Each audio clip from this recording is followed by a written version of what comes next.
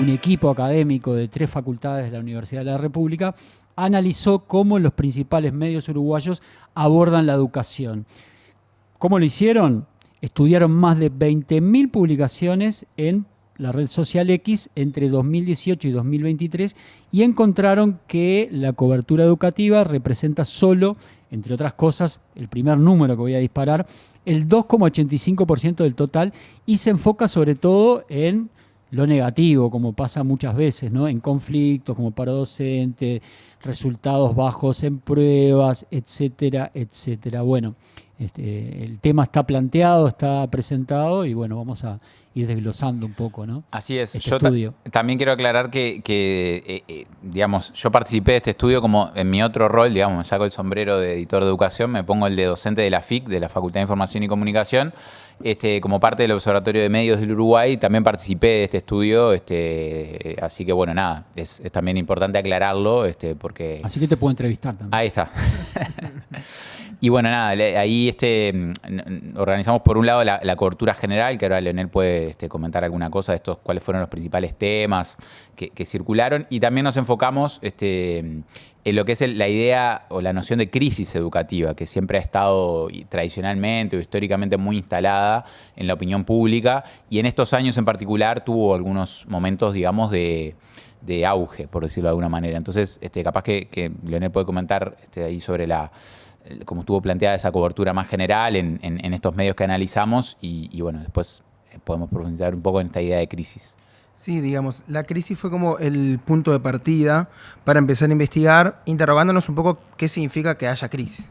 Y también cómo es que se produce ese diagnóstico, ¿no? Porque pasan millones de cosas en la educación todos los días. Uno piensa en sus hijos, familiares, etcétera, todas las cosas que le pasan en la cotidianidad escolar, pero todo eso en algunos años se resumió en torno a esta idea de que la educación estaba en crisis. Entonces nos interesaba un poco tirar de ese hilo y saber, bueno, qué significa y también cómo es que se produce ese diagnóstico, en particular estudiando los medios de prensa, en el entendido de que son quienes en buena medida construyen la agenda, o sea, qué es lo que se habla y también cómo es que se habla. Y bueno, y utilizando algunas técnicas informáticas actuales, lo que hicimos fue trabajar con Big Data, o sea, con grandes volúmenes de información, en torno a lo que los medios de prensa escrita, en particular, produjeron desde el 2009, que es cuando empieza la red social X, en ese momento llamado Twitter, hasta 2023, que cerramos el estudio.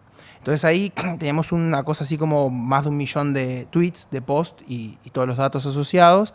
Y después nos concentramos en, bueno, ¿qué está hablando de educación? Y ahí un poco lo que empezamos a ver también es cómo empieza, de qué se habla, en particular, como el trabajo quiere aportar a discusiones actuales, en lo que fue la previa y el post de las últimas elecciones. Que también, acá capaz que Facundo después lo comenta mejor, fue cuando tuvo el auge de esta idea de crisis, que está bien asociada a, bueno, una circunstancia electoral. Es latente que en los periodos electorales es uno de los principales temas de campaña, rankea siempre alto y siempre está mal la educación. Claro, ¿no? Es como algún colega dijo alguna vez, ¿cuándo no estuvo en crisis? Pero bueno, lo que sí encontramos, una primera quizá obviedad, pero es un hallazgo también de la investigación, es el uso, digamos, político-electoral de la noción de crisis. Hay algunos actores que hablan más de la idea de crisis que otros. En particular fue un referente importante para la oposición del momento, que después asume el gobierno en el periodo 2020-2025, y que también, digamos, el marco previo a la crisis fue la antesala de la propuesta de la transformación, de transformar. Que no significa, digamos, tener una mirada crítica sobre esto no significa que no haya elementos críticos en la educación o elementos para trabajar, sino intentar comprender quién dice qué y por qué, ¿no? Entonces, esa es una primera constatación. En los actores del oficialismo del momento, el Frente Amplio, no hubo un uso de la noción de crisis, pero tampoco hubo una respuesta muy clara en términos de, bueno, cuál era su mirada de cómo sintetizar el estado de situación de la educación. Entonces, de alguna manera, ese diagnóstico de crisis caló con bastante profundidad. Cuando vemos en términos del trabajo periodístico, de qué se reporta sobre esa crisis, lo que identificamos son como 2 elementos centrales, ¿no? Uno tiene que ver como con las relaciones laborales, con la centralidad de la figura del paro. Entonces tenemos de los principales temas cubiertos están las cuestiones de la conflictividad. los paros docentes, cuántos días se paró, cuántos días cortan las clases. Y en general no se profundiza demasiado en términos de, bueno, usualmente el paro es esgrimido por los sindicatos como una herramienta para un reclamo en relación a su situación laboral. Usualmente se va más a las consecuencias que a las causas. Exacto, se va más a las consecuencias, a cuántos días se pierden. Vende más. Y eso es una hipótesis, ¿no? Que vende más. Yo me afilio a esa hipótesis, o quizá otra manera de decirlo es que entabla una relación muy directa con los lectores, que es lo que quieren también en buena medida saber. O sea, bueno, hoy llevo a mis hijos a la escuela o no. Entonces, es un poco eso lo que prima, contarlo. Y alimenta porque trastoca toda la dinámica y toda la operativa, entonces alimenta el mal humor, ese mal humor que uno naturalmente puede tener porque no sabe cómo arreglarse con el nene. Bueno, es alimentado también, ¿no? Totalmente. Desde esa visión. Y claro, es una medida antipática, genera distorsión.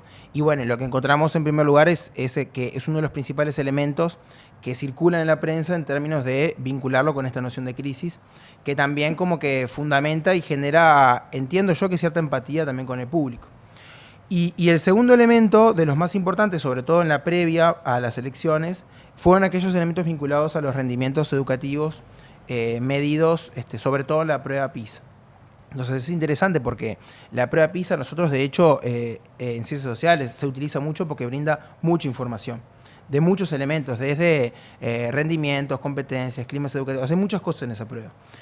Pero la manera en la cual se trae al debate político usualmente viene desde ese encuadre de la crisis. Es decir, si nos fue un poco por debajo de lo esperado, por debajo del rendimiento proyectado, entonces lo que nos está diciendo en esa discusión político-electoral es fundamental la noción de que estamos en crisis. Generalmente se busca un país de África y se nos coloca por debajo y eso crece, ¿no? Ese concepto. O se nos compara con los países de América Latina, o se nos compara con dónde se supone que deberíamos estar, o dónde estábamos hace X cantidad de años y dónde deberíamos estar.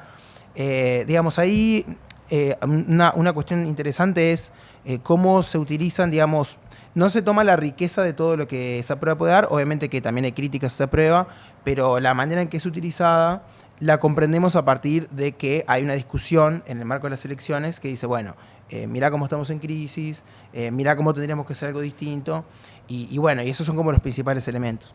Lo que sí después identificamos, nosotros hicimos un análisis de tópicos, o sea, de las cosas que más se habla año a año en estos medios de prensa.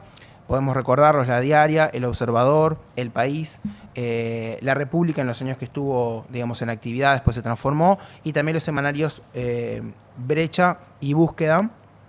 Y lo que encontramos también es que luego de las elecciones y el cambio de gobierno hay también una transformación en los tópicos.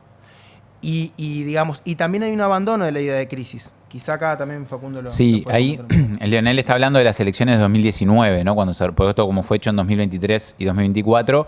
Entonces hay un cambio muy drástico a partir de 2020 en el tratamiento, en la cantidad de veces que aparece las notas que tienen tópico crisis educativa. Hay una caída muy drástica. De esto se puede profundizar en la web del Observatorio de Medios del Uruguay, que hay 2 artículos colgados ahí que profundizan en esto. Hay una caída muy drástica y además hay un cambio radical en a qué aparece asociada la idea de crisis. 2020 tenemos, por un lado, cambio de gobierno y por otro lado la pandemia, ¿no? O sea, clave ahí. Las notas de educación que hablaban de crisis pasaron a hablar de crisis sanitaria. Cuando aparece la palabra crisis en una nota de educación, aparece asociada básicamente a ese concepto. Y después, unos años después, algunas consecuencias de la pandemia, como por ejemplo crisis alimentaria, también se habló con algunos estudiantes, sobre todo de secundaria y de UTU, que tenían problemas de hambre, como denunciaron algunos colectivos docentes. Y yo iba a decir de a poco, pero no. O sea, de un momento para otro, digamos, los medios, los principales medios que durante varios años habían trabajado desde este lugar editorial también, por eso también está bueno marcarlo.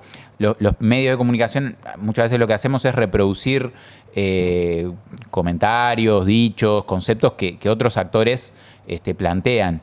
En este caso de la crisis, la mayoría de las notas que analizamos era el propio medio el que conceptualizaba una situación como podía ser un paro, una ocupación, resultado de una prueba PISA, como crisis educativa, ¿no? O sea, lo titulaba, lo rotulaba de esa manera el propio medio. No era que un actor de la academia o de algún sindicato había dicho estamos en crisis. No, sino que era los propios medios que conceptualizaban la situación que se vivía en materia educativa de esa manera.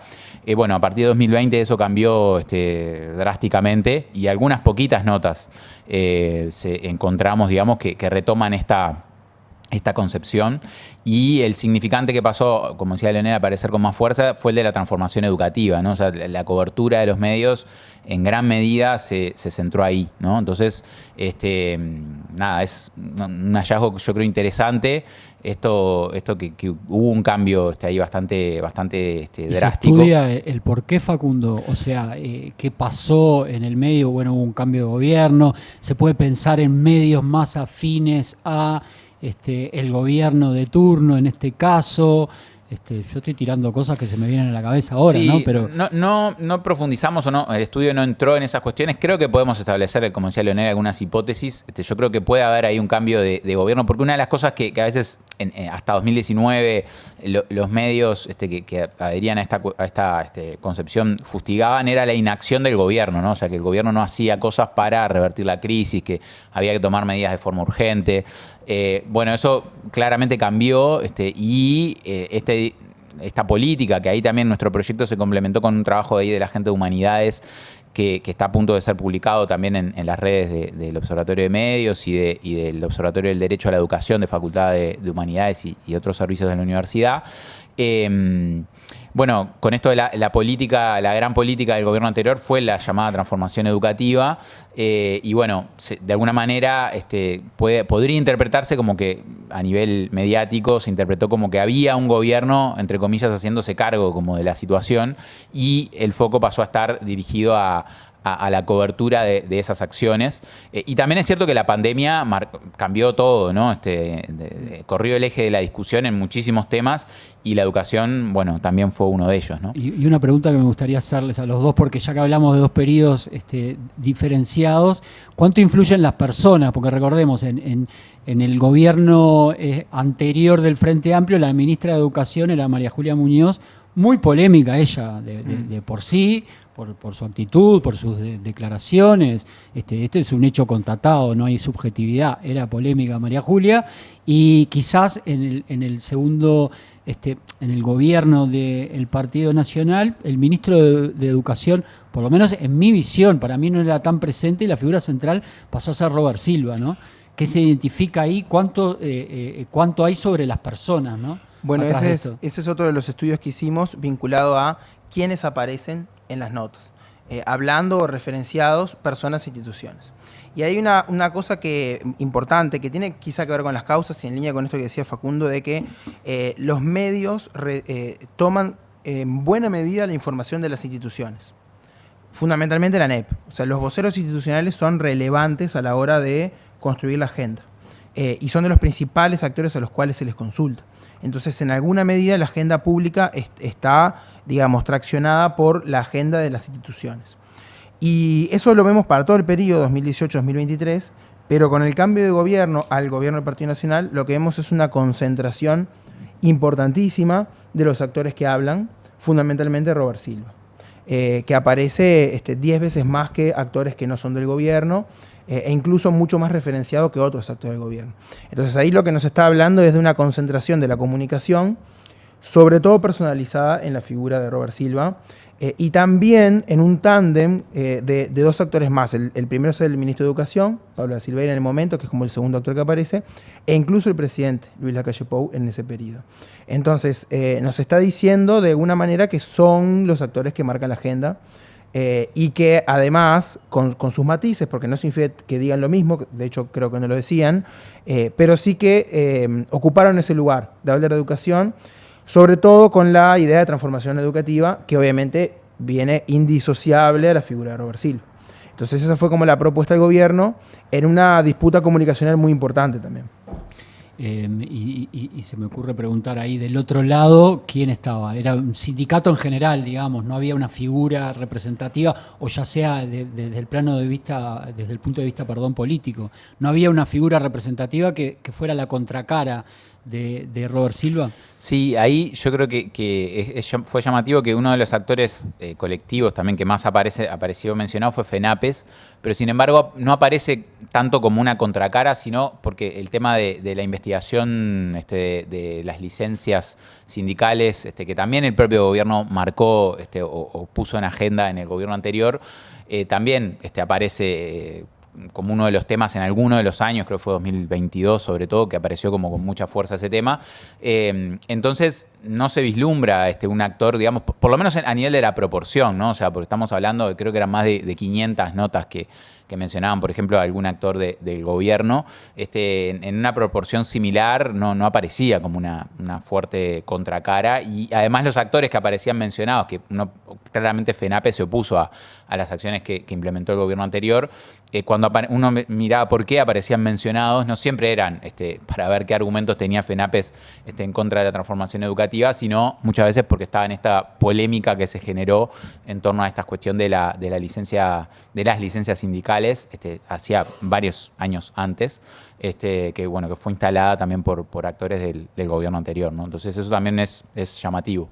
Sí, tiene una representación muy menor en la cantidad de noticias elaboradas sobre educación.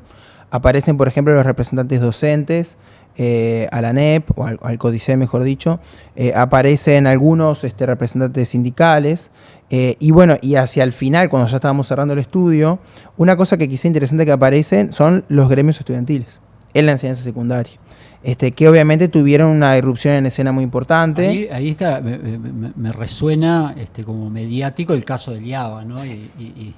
Y que incluso tuvo una figura que fue el director del IABA, pero también emergieron jóvenes y figuras que tienen que ver con el sindicato de los estudiantes, ¿no? Totalmente. Que tuvieron su momento mediático explosivo, ¿no?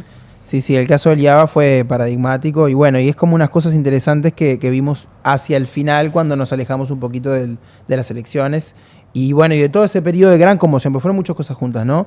La pandemia, la LUC, la transformación educativa, todo eso en cuestión de 2-3 años. Entonces, también mucha cosa de qué hablar. Les quiero hacer la última pregunta a los dos porque ya tenemos que ir cerrando, porque en una hora abre el café y nosotros tenemos nuestro espacio, por supuesto hasta las 11, pero está hecho el informe, están los resultados. ¿Es un insumo para qué? Bueno, la idea es que sea un insumo para mejorar la discusión o para incidir en la mejora, ¿no? Creo que es un poco más modesto, de cómo está planteada la discusión sobre educación.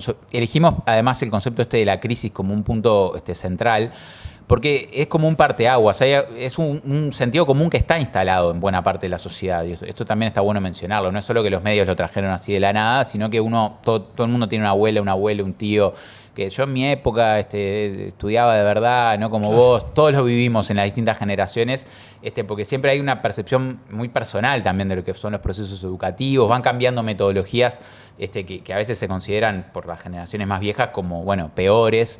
Entonces hay como un sentido ahí instalado, que lo que tiene a veces, y cuando los medios lo amplifican y lo toman, y yo creo que a veces termina generando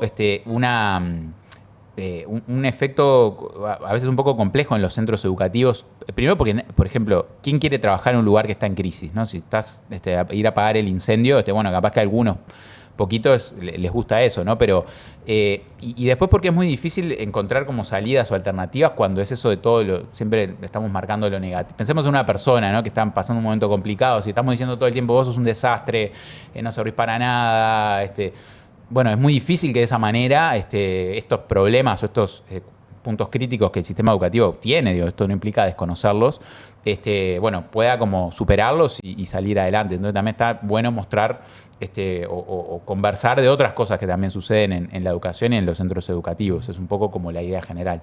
Leonel, ¿algo con lo que te gustaría cerrar? Así, ¿alguna conclusión final? Primero que también es una invitación a pensar, en mi caso desde afuera, digamos, las prácticas periodísticas en términos de la pluralidad de actores que pueden y que deberían ser consultados más allá de obviamente la importancia de las instituciones públicas, y también al público, digamos, a cuestionar un poco estas ideas vinculadas a la crisis y retomar un conjunto de elementos interesantes que pasan en la educación, que son positivos, que los investigamos también mucho y que deben ser considerados también como para vivenciar de manera positiva la experiencia escolar. Y después simplemente señalar que los informes están subidos a la web del Observatorio de Medios, del Uruguay, del Observatorio de la Educación también, y las infografías que hicimos resumiendo estos trabajos en las diferentes redes sociales del Departamento de Sociología, y bueno, también de la FIC y del Observatorio de Medios. Ahí también tenemos Twitter, sobre todo, que es la misma red que analizamos. Se puede profundizar ahí sobre este estudio que hicimos. Así que por ahí mucha cosa para seguir indagando a quien le interese también. Bien, a los dos muchas gracias.